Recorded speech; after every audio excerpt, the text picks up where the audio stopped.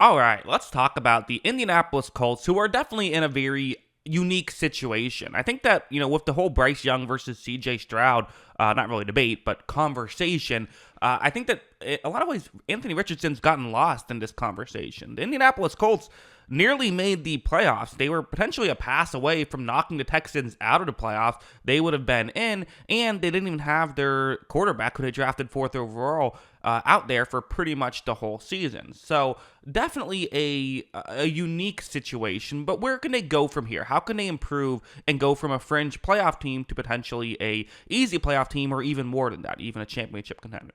How do they get better?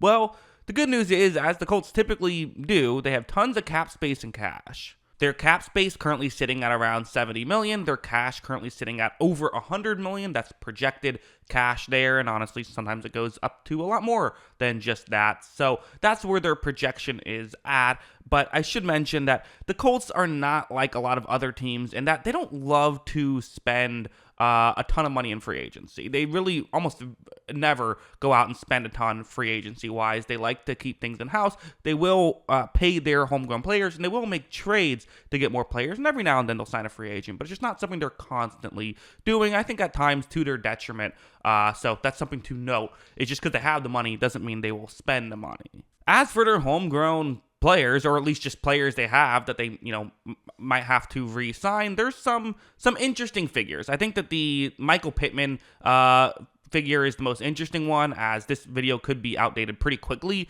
depending on what happens with Pittman if they franchise tag him. I'm recording this on the 4th. I believe I'm going to post it today. So if very possible by tomorrow, he is franchise tagged or not, it'd be about $22 million to franchise tag him. I would probably franchise tag him. I think he's a good player. I think if you're not signing him to a long-term deal, at least keep him in the building and giving him another year, seeing how he works with Anthony Richardson might be just a good idea in general. You then have Kenny Moore, the second, who, using PFF grades, coming off of a career year, really, has always kind of been someone who I feel like has his ups and downs. But for only $7 million, I feel like I would keep him in the building for that. That feels like, I thought he was valuable for them last season. Grover Stewart, another guy who, again, those interior defensive linemen, they get paid. They do. But I think he's a pretty good player. It's the question of, do you want to spend that much on an interior defensive lineman? It's really a team-building decision more so than, do you want to keep him in the building? But again, if you let him walk, you have to replace him with somebody, right? Julian Blackmon, again, fine player. I think you could look for a replacement perhaps for $6 million, but at the same time, he's still young, could still get better, only 25 years old.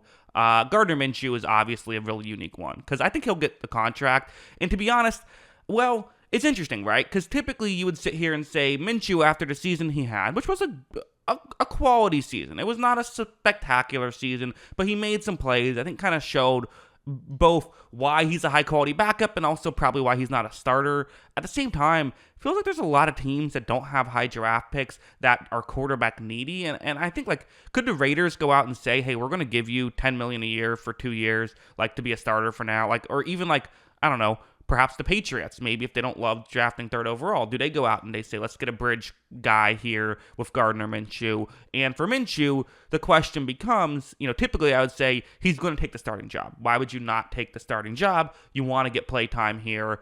At the same time, though, Richardson has his injury issues. And maybe you think, even though you're going to start the season as a backup, if you're, going to go to New England, which doesn't have a ton of talent, maybe you're better off staying in a pretty good situation as a backup if the price is right. And for the Colts, I would like to keep him in the building for that very reason, because we've seen Richardson having some injury history at this point. Having a quality backup, so it's not a lost season like what just happened, might be worth it. Is it worth $9 million a year? I don't know, but it'd be interesting. And again, if they lose him, they're going to have to replace him with somebody, right? And I do think backup quarterback in general, a position they're going to pay attention to. We then have Tyquan Lewis, the edge rusher, who, again, quality player you'd like to keep in the building. Zach Moss, kind of same thing. Someone who's, valuable, you'd like to keep. If you let him go, you have to replace him with somebody. So definitely some free agents they have to work on, but again, plenty of money. They can re-sign all these guys if they want to. The question is just, do they want to or not? They also could clear up some money, although I'm not sure if any of these would be great moves.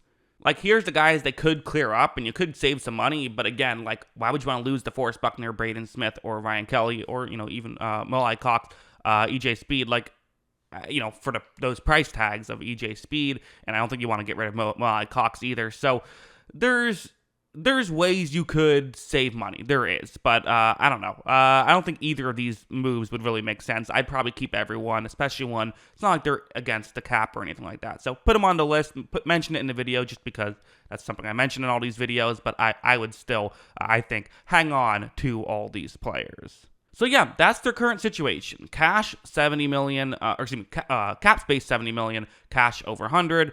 The cost to re-sign everybody I mentioned would just be $65 million, so they could do that without even having to spend over the cap, which would be very nice for them. And they could clear money if they wanted to, but again, not sure if that's going to happen. They also do have draft capital, maybe not quite what they had last year, but they can and try to improve that way. That's usually what they do, is try to improve through the draft. And where do they go? I still feel like it's kind of the thing we say every year, but I still think they could attack the wide receiver position a little bit more, especially if Michael Pittman walks, that's now looking like a potential not great situation at all. Alec Pierce shows flashes here and there. I actually like what Josh Downs did last season, but I think getting another guy in the building might be the better move. Maybe a pure outside guy, as Pierce, I don't know if he wins consistently enough at this point, even though he does show his flashes, so I don't know. But I think Pittman's really good. I think Downs is good. Getting another receiver, and hopefully, I think the other factor is just getting a healthy Anthony Richardson. And, maybe part of how you do that is get more receivers so you can feel more comfortable in the passing game. He doesn't have to run the ball as much, that kind of thing, because the offensive line is pretty good, I think. I think it's pretty good. So what you really need is maybe a little bit more receiving talent. I thought the defense played pretty well last year. Like, if Richardson can come in and play well right away, because, again, the flashes were there. He had some, as expected, he had his ups and downs. I think some people only pay attention to the ups with Richardson, but if he can come in and be a top 15 quarterback, like, I'm definitely penciling the Colts in for a playoff team. Like, that feels possible. Again, very unproven quarterback. We only saw him a very small sample size, so we don't know what we're gonna get. Are we gonna get a superstar? Or are we gonna get a disappointment, or somewhere in between? I guess it'd be somewhere in between in his first full season.